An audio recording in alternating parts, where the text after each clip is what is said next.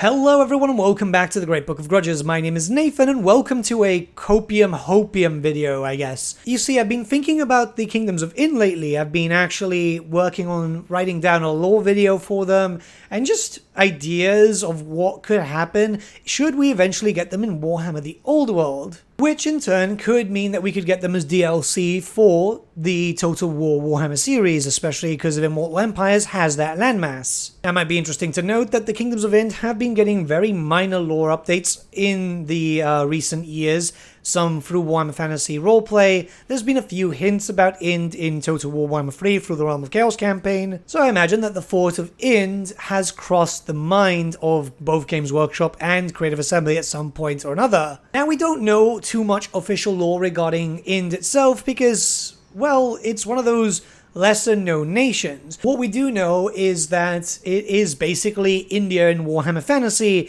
and there are things to kind of match up with that. But it's not really just a human nation. We actually know that there's other creatures and humanoids that do exist there. So what could actually be an army list? Well, about a year ago, someone posted on the Total War Reddit. This person is known as Maku Haiku. I'm probably mispronouncing that, so I do apologize. Of a fan-made Kingdoms of Ind army list. And it's more or less what I expect from the Kingdoms of Ind, but with a few changes here and there. The general thing is, I love the concept of mixing humans, beastmen, and beasts because it kind of makes sense for Ind, the little that we do know. We know about the Tigermen, for example. We know about winged lions are actually official canon. So having that stuff there just kind of sounds really, really cool. But what I want to do is actually go over it with a basic concept and then just kind of switch out kind of what I would say would make a lot more sense. As we know, like for example, they've got 4 legendary lords here, but the last race pack had 3. Generally, race packs don't have that many different types of generic lords also, so yeah. But let's just jump right in section to section and go from there. Before anything, again, it's important to note that this is a fan-made project, so a lot of stuff that you're seeing can be taken from lore, but is also taken from like Indian mythology, for example. So yeah, don't like count this as a confirmation or anything, right? I know it sounds weird to state that, but you'd be surprised, especially given the recent Warhammer Armies project stuff, because a lot of people seem to believe that that was official. Yeah. So the fan concept here has 4 legendary lords. A magical ranged attack one with good melee, a powerful caster warrior priest with access to the lore of heavens and Shiva, so that would be a new lore of magic, which I kinda agree with the idea of a new race having a unique lore of magic. We've seen that already with the Chaos Dwarves, so yeah, let's continue. Then they've got a buffer character with commerce and stuff. So yeah, okay, your administration type legendary lord. And finally, a Tigerman who is a duelist melee lord and boosts up the monsters and beasts. I like the idea, however, I would have to say that if anything had to get removed, it would have to be a Tigerman legendary lord, mostly because the Kingdoms of Ind, as far as we know, the majority of the kingdoms themselves within it are all human, or led by humans, or living gods. Plus, again, you know, Chaos Dwarves came with 3. It's likely that any new races will have 3. I like the idea of the Beastmen or the Tigermen being more of a side thing, an addition to the Kingdoms of Ind, where you'll have to hire them, you'll have to pay them more. As they're not really attached to the Kingdoms of Ind, from the little bit of lore that we do know, is that they are within the lands, but act fairly independently. Plus, if we go back to the Immortal Empires map, we know that Ind itself is fairly large, but if it was 4 legendary lords, it would be way too cramped. They'd need to be able to fit in other races too, to give some new start positions and so on. And yeah, I imagine 3, because you could have 2 in Ind and then 1 anywhere else. It would just add for a little bit of difference and just give you more replayability, right? 1 in the north of Ind, 1 in the south, and another one, hell, I don't know, anywhere. We know that Creative Assembly have been putting characters in pretty random locations, but it does work out because it does give you something completely new. As much as people don't like Techless's start, I think it actually works out quite well because it's far away from the other High Elves. Well, close to Imric, but you know what I mean. Variety is obviously the spice of life. When it comes to generic lords, again, we know for a fact with the Chaos Dwarves that we didn't really have that many options. The person in question brought in 4 different options here. So the Karna Warrior, which is a ranged character. Then you've got a Warrior Priest Caster, then a Melee Lord Tigerman, and finally a Warrior Raja, which is a Warrior King, which again, Melee Lord, but it does boost up units and so on. It would have to be taken down to 2, which the Warrior Raja would probably make the most sense, you know, having a king as a lord option, because there's many kingdoms within the Kingdoms of Ind, hence the name.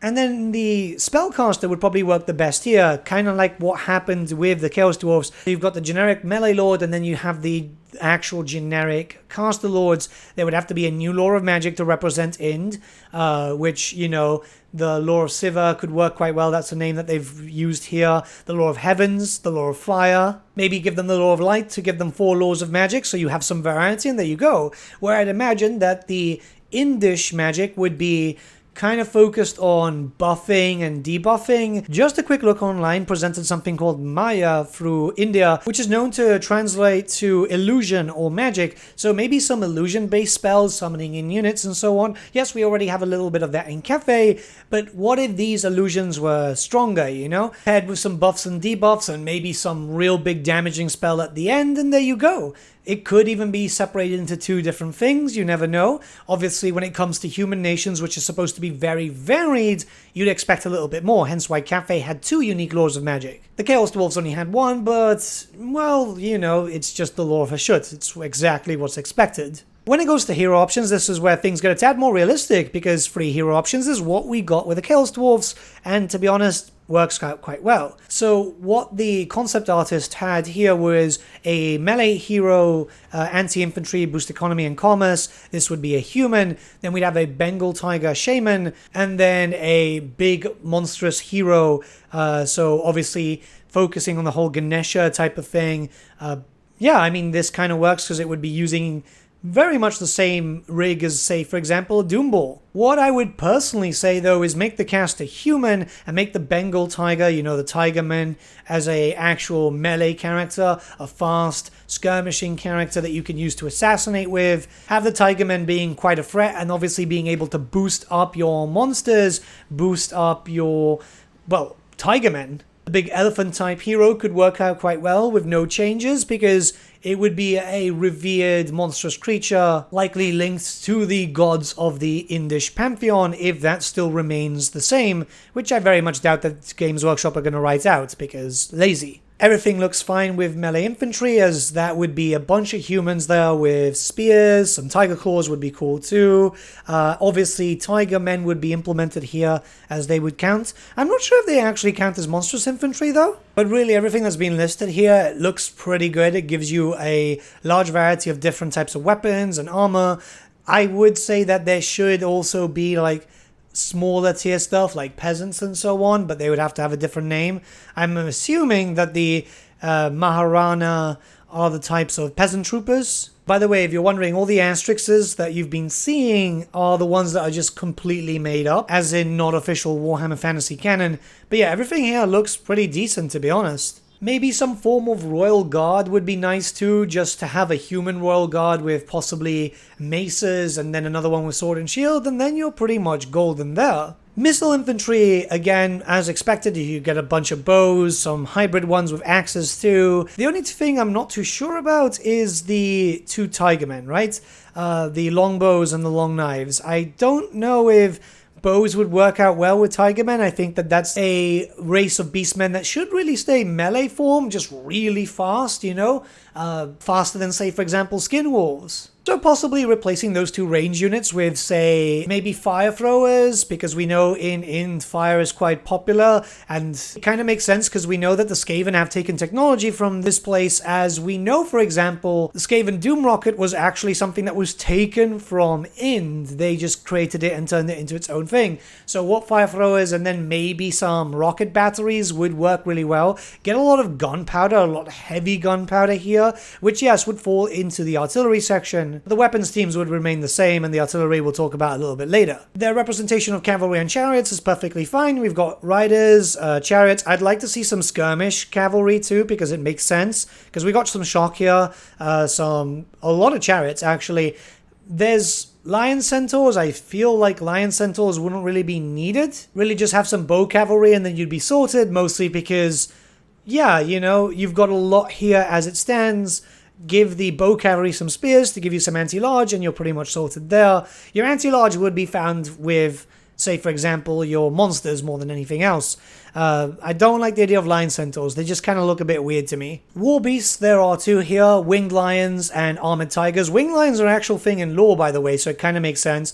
Interestingly enough, no monkeys, but I guess maybe because Cafe is likely going to have monkeys, it makes sense not to have both. Since the nations do border each other, it would be way too samey. What I would say is have an unarmored tiger also, just a lower tier, because, yeah, I mean, why not, right? Tigers are cool, who doesn't love them? They're one of my favorite things to use in Total War Three Kingdoms, thanks to the Nanman. And having a cheaper version, which just has less armor, would be cool, you know? You'd get them earlier on, and then you can swap them out. Maybe even have an upgrade function so you can actually upgrade your normal tigers to armored tigers when they reach a certain rank. The warband system is very good, and it could be used quite sporadically for certain different units, you know? War elephants, there's three different types. There's the standard one, and there's the plated armored one, and then one with a great cannon attached. I mean, yes, 1,000 times yes. Like, yes. I'm a big fan of elephants. A lot of people like elephants too because of Norska, you know, with the mammoths and so on. Even the historical Total Wars where you'd use that. The thing is, elephants would also be expected with Araby, as, you know, Araby elephants were an actual thing. We had miniatures for them in Warmaster. Yeah, way big throwback back then. It's possible, you know, like a lot of human races use, for example, horses. So it's not out of the question for two human races to use elephants. There would be different types of elephants too, as there's actually different species of elephants in our own real world. So I would see that as something that could potentially work.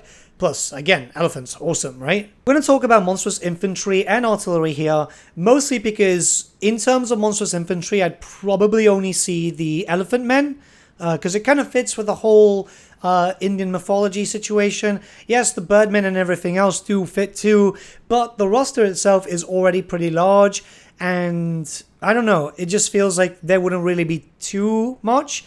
Birdmen, for example, we're already getting, hopefully in the future, with Grand Cafe, considering that we know Onyx Crowmen are a thing in lore, so it would just be a bit of a shame to have another one.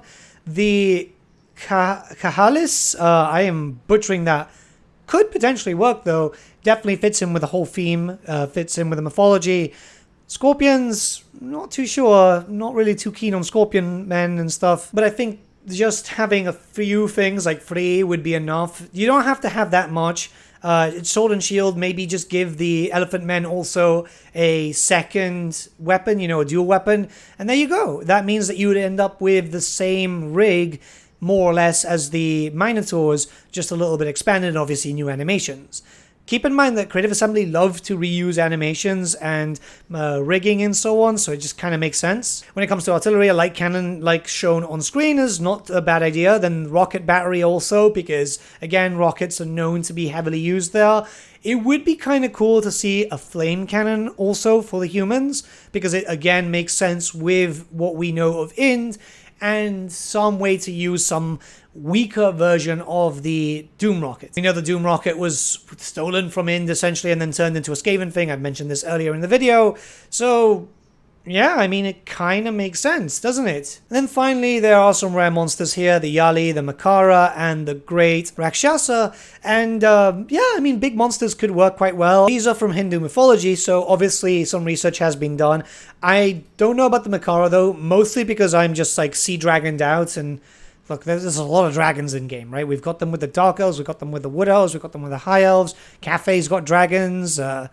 It's just a lot of dragons. The Yali is quite cool. Obviously, you can search these online to find the true mythological stuff from Hindu mythology, so you can get a better distinction, understanding of them. There has to be some sort of big monster, though. So the Yali, I think, is probably my favorite because it just looks pretty interesting. But yeah, there's some pretty good choices here. Obviously, none of these names would be official canon. Well, a few of them would be because they are canon, but the grand majority of them if we see something like this being implemented, it wouldn't have the same names.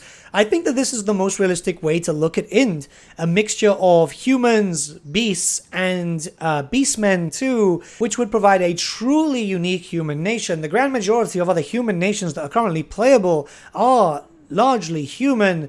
Well, 99% of their things are human, or, you know, basic horses and stuff. So this is something which could be really, really cool. It would definitely bring in that aspect of difference. I know a lot of people say they don't want human nations. They don't want human nations as a fantasy setting. It's like, well, how fantasy does this get? You got a bunch of human spearmen holding the front line whilst tiger men are charging through the sides and the rear.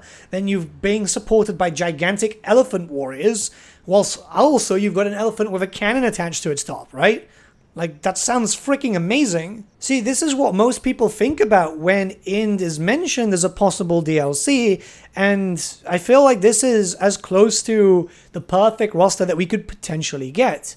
Hopefully, Games Workshop and Creative Assembly have similar things in mind if Ind does become a reality. I imagine that Ind is going to be a reality in Warhammer the Old World eventually. I'm just not 100% too sure with Creative Assembly and Total War Warhammer 3. But the more we ask for it, the more we have the chance to see it. This is what happened with Cafe, this is what happened with Kislev, this is what happens with a lot of things. I know this for a fact. The fan base being vocal is what gets Creative Assembly to think, oh, well, maybe we can do this, maybe we can do that. So, you never know in the future. We just have to keep hoping, and you never know. But what do you guys think about this type of roster? Let me know your thoughts in the comments below. Let's start a bit of a discussion. I'm rather curious to see what you guys think. I do apologize for the video becoming late. It's going to be a common thing. There's a heat wave happening in Gibraltar, and I'm not dealing so well with the summer. Let's just put it that way. But yeah, have a great day, guys, and I'll see you all again very, very soon.